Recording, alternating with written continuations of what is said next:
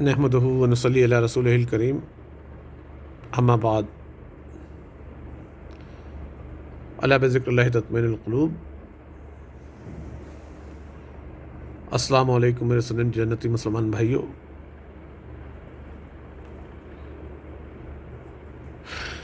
درود شریف پڑھیں۔ اللہ رب محمد صلی اللہ علیہ وسلم نحن بعد محمد صلی اللہ علیہ وسلم۔ مفتی اعظم تشریف فرما تھے، اچانک ایک بوڑھی عورت بھاگتی ہوئی آئی، اس نے بھاگ کر مفتی اعظم کے دائیں پیر کا انگوٹھا پکڑ لیا۔ اب مفتی اعظم جلال فرما رہے ہیں، انگوٹھا چھوڑ، پردہ کر، سیدھی ہو کے بیٹھ۔ لیکن وہ عورت ایک ہی بات کہہ رہی ہے، حضرت میں اپنا بچہ آپ سے لوں گی۔ مفتی اعظم نے لوگوں سے فرمایا معاملہ کیا ہے، تو لوگوں نے بتایا کہ یہ بوڑھی بیوہ عورت ہے، ملک پور میں رہتی ہے،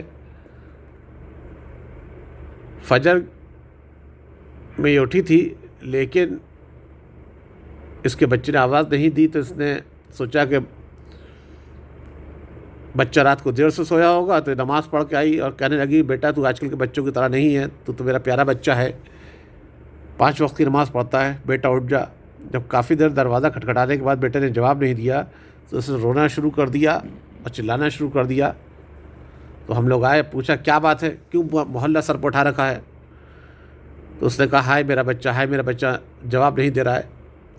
تو جب لوگوں نے دروازہ توڑا تو اندر بچہ نہیں تھا، اور کوئی سوراخ نہیں، کوئی کھڑکی نہیں، لیکن بچہ اندر سے غائب تھا۔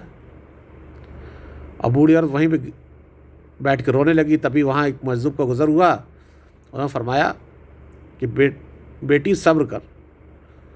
تو بوڑھی عورت بولی، کیا صبر کروں، جوانی میں بیوہ ہو گئی، بچے کو بڑھاپے کی لاٹھی سمجھ کے پالا تھا، بچہ بھی غائب ہو گیا۔ تو انہیں جلال آ گیا، انہوں نے فرمایا تو یہاں کیا کر رہی، اپنے پیر کے پاس جا، تو ہم اسے آپ کے پاس لے کے آئے ہیں۔ مفتی اعظم نے پھر اس عورت سے فرمایا کہ پردہ کر، سیدھی ہو کے بیٹھ۔ لیکن اس نے پھر یہی کہا کہ حضرت میں اپنا بیٹا آپ سے لوں گی۔ تیسری مرتبہ جب حضرت نے فرمایا کہ جا تیرا بیٹا آ گیا،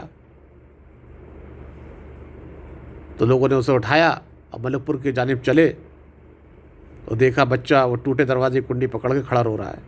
لوگوں نے اس سے پوچھا تو کہاں بھاگ گیا تھا؟ ہم لوگ سرکار مفتی اعظم کے پاس سے آ رہے ہیں۔ اس بچے نے کہا کہ مجھے جنات اٹھا کے لے گئے تھے، اور مجھے ایک پہاڑ کی غار پہ لے جا کے زنجیروں سے باندھ دیا کہ میں بھاگ نہ پاؤں۔ تبھی وہاں ایک نورانی چہرے والے بزرگ آئے، جنہیں دیکھ کے سارے جنات بھاگ گئے، مجھے ابھی چھوڑ کے گئے۔ لوگوں نے اس سے کہا کہ تو انہیں پہچان لے گا؟ ہاں کیوں نہیں پہچانوں گا، ابھی یہیں تو چھوڑ کے گئے۔ رکشہ میں پھر محلہ سجا گراؤنڈ کی طرف گھومی، اور جب وہ بچہ مفتی اعظم کے سامنے آیا تو وہ بے ساختہ کہہ اٹھا کہ یہی تو ہیں، یہی تو مجھے ابھی چھوڑ کے گئے ہیں۔ تو مفتی اعظم اپنی جگہ سے اٹھے نہیں، نہ دائیں ہوئے نہ بائیں ہوئے، اور انہوں نے اس ذرا سی دیر میں اس بوڑھی عورت کے بچے کو جناتوں سے بھی بچا لیا، اور اس کے گھر پہ بھی چھوڑ دیا۔